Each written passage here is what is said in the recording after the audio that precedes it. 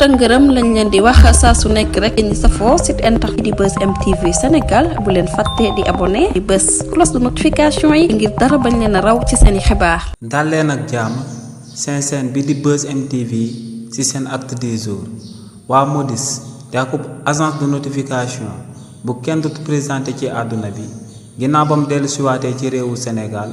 daa jëlewaat réewu Sénégal ci note bu mu ko joxoon te mu nekkoon B13 di akub note bu bon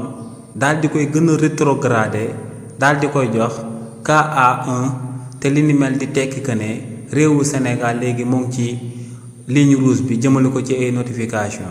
ginnaaw nag ba waa Modis amalee li woon li ni mel ba noppi autorité yu nekk ci réewu Sénégal dañoo génnoon daal di contesté note boobee waa Modis jëloon daal di koy teg ci ndoddu réewu Sénégal waaye nag waa Modis ci seen wàllu bopp justice américaine daal dinay jël ay daan daal di koy teg ci ndoddam te li ni mel daal dinay tekki que ne ndekete waa Modis dañuy utiliser corruption ngir daal di amal ay notes yu bon jëmale ko ci ay réew ak ay structure ci àdduna bi si li ni mel buñ sukkandikoo ci yoonu Amérique en 2008 foofee dafa amoon akub crise immobilier jëmale ko ci ay entreprise immobilier yu jëloon seen xaalis daal di koy coder en bourse li ni mel nag lu ko sababoon ginnaaw bu waa justice américaine amalee akub enquête dañoo daal di gis que ne dafa daal di bàyyeekoo ci benn note bi nga xam ne Modis ci wàllu boppam moom moo ko amaloon daal di koy jëmale ci société immobilière yi li ni mel nag ginnaaw ba ko justice américaine découvrir ba noppi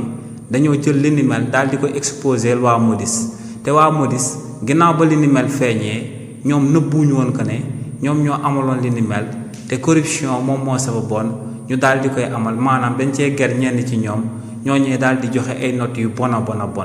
loolee nag ginnaaw ba ko yoonu réewu Amérique découvrir ba noppi dafa daal di jël ay amande yu diis daal di koy teg ci ndoddu Modis ndax waa Amérique daal di nañuy jël lu tolloog 486 milliards d'amande daal di koy teg ci ndoddu Modis xaalis boobee nag yoonu réewu Amérique da koo daal di xaaj ci ñaari pàcc yi nga xam ne yépp waa Modis ñoom ñoo war a daal di fay xaalis bi benn pàcc bi waa Modis dañoo war a daal di jébbal département wu justice lu tolloog 350 milliards de francs CFA waaye tamit waa Modis buñ paree ci li ni mel dañoo war a daal di jébbal waa Washington ci lu tolloog 2040 milliards de francs CFA li ni mel nag moom mooy tekki daan bi nga xam ne yoonu réewu Amérique jël na ko daal di koy teg ci Modis donc loole tamit day daal di tekki que ne autorité sénégalais yi lu ñu waxoon que ne waa Modis lu ñu daal di jël akub note bu bon daal di koy teg ci ndoddu Sénégal que ne li ni mel du dëgg te lu yoonu réewu Amérique jëlee akub daan daal di koy teg ci Modis daal dinay firndeel que ne Modis du akub agence bu crédible warta jox benn note akub réew warta jox benn note akub structure ci àdduna bi ndax ñooñee dañuy utiliser corruption ngir jéem a développer seen propre boîte. ginnaaw li ni mel kii di Cheikh Thioro Mbacké di akub député biir assemblée nationale daal di nekk akub politicien bu kenn dootu présenté ci réew mi di Sénégal daal di féetewoo ci parti bii di Pastef ginnaaw ba Abdoul Mbow di akub responsable politique bu féetewoo ci parti bii di APR yëkkatee ay kàddu daal di xamal Sénégalais yi que ne budget présidentiel dañ koo daal di yokk. dañ koo daal di jëlee ci 72 milliards de francs CFA daal di ko yóbbu ci 104 milliards de francs CFA te ne li ni mel dañ ko amal sans justificatif kii di Cheikh Thioro Mbacké daal dinay andi ay leeral jëmale ko ci manipulation yooyee kii di Abdoul Mbow bëgg a daal di ji ci boppu Sénégalais yi si li ni mel kii di Cheikh Thioro Mbacké ne 72 milliards yu nekkoon présidence lu sababoon ñu daal di ko fay yóbbu moom mooy que ne présidence daa bëri lool ay structure étatique yi nga xam ne moom ci wàllu boppam lañ ko rataasee te ne waa présidence ñoom ñooy fay ñi nga xam ne ñoom ñooy liggéeyee ci structure étatique yooyee ne exemple corps de contrôle bi ñu tippee IGE ne ci présidence ci wàllu boppam la daal di basé wu te ne éléments yi fa daal di nekk yépp waa présidence ñoom ñoo leen di fay ne ak yeneen corps yu bëri ci réewu Sénégal nee nag lu sabab ñu daal di jëlee budget bi 72 milliards daal di ko yóbbu ci 104 milliards moom mooy que ne léegi DER bi nga xam ne akub structure étatique la boo xam ne moom mooy financer jeunes yu daal di am ay projet ci réewu Sénégal waaye tamit SOGIP bi nga xam ne akub structure étatique la te muy tabax ay kër di accompagner état bi waaye tamit ne waa ARTP ne ñetti structure étatique yooyu yépp dañ koo jëlaat daal di koy yokk daal di koy rattaché ci présidence ne li ni mel nag moom moo sabab budget présidence ñu daal di koy yokk ndax ne ku xam DER xam ne presque lu état di financé yépp foofee lay daal di jaar waaye tamit ne ku xam SOGIP xam que ne structure étatique boobee day génne xaalis bu bëree bëri moom ak ARTP nee nag lu structure étatique yooyu ñëw daal di yokk ci présidence ngir présidence mun leen a daal di contrôler ne li ni mel moom moo sabab budget bi nga xam ne tamit moom moo nekk présidence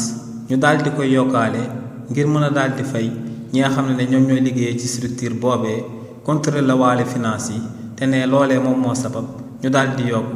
budget présidence ci réewu Sénégal ginnaaw li ni mel kii di Serigne Saliou Gueye di akub journaliste d'investigation bu kenn dootu présenté ci réew mi di Sénégal di njiitalu groupe de presse bi ñu dippee Yoor Yoor yëkkati na ay kàddu daal di koy jëmale ci benn scandale bu jaaroon ci diggante kii di président Macky Sall ginnaaw ba mu daan nekk ci bopp réew mi ak Makhtar Ba ginnaaw ba mu fi daan nekk ministre des sports te ne scandale boobee moo ngi toll ci 40 milliards de francs CFA si li ni mel kii di Serigne Saliou Gueye ne kii di président Macky Sall ginnaaw ba mu daan nekk ci bopp réew mi daa amoon aku projet jëmale ko ci réaménagement ci ay stade yu nekkoon ci réewu Sénégal ci kullu gox ak goxaat yi ne li ni mel nag moom moo sababoon kookee di président Macky Sall digaloon kii di Makhtar Ba mi nga xam ne moom moo fi nekkoon ministre des sports à l'époque ngir kookee mu tàmbale ay travaux bu ko defee ñu daal di defaraat kullu stade bu daal di nekk ci kullu département bu réewu Sénégal ak kullu région bu daal di nekk ci réewu Sénégal nee nag ngir li ni mel daal di àndu réewu Sénégal dafa débloqué woon lu tolloog 40 milliards de francs CFA ngir ñu daal di réfectionner kullu stade bu daal di nekk ci région yi ak kullu stade bu daal di nekk ci département yi ci réewu Sénégal waaye kii di Serigne Saliou Gueye ne lu leer ba am moom mooy que ne lu ëpp ci stade yu daal di nekk ci ay région ci réewu Sénégal ne ci 40 milliards de francs CFA yooyee laaluñ leen si ne ba tey boo demee ci ay région ak ay département yu bëri yu daal di nekk ci réewu Sénégal ne stade yi nga fay daal di fekk ne da ngay fekk que ne stade yooyee kenn laalu leen ne li ni mel nag moom moo sabab muy sàkku ci régime bu bees bi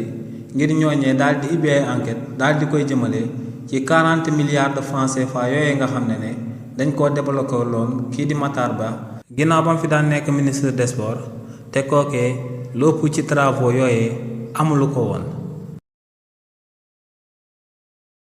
lii lañ leen andi loon comme actualité ñu ngi leen di jox dig daje ci yeneen i mbir incha allah. te ngërëm lañ leen di wax saa su nekk rek ñi safoo site internet di Buzz M TV Sénégal bu leen fàtte di abonné di bës cloche de notification yi ngir dara bañ leen a raw ci seeni xibaar.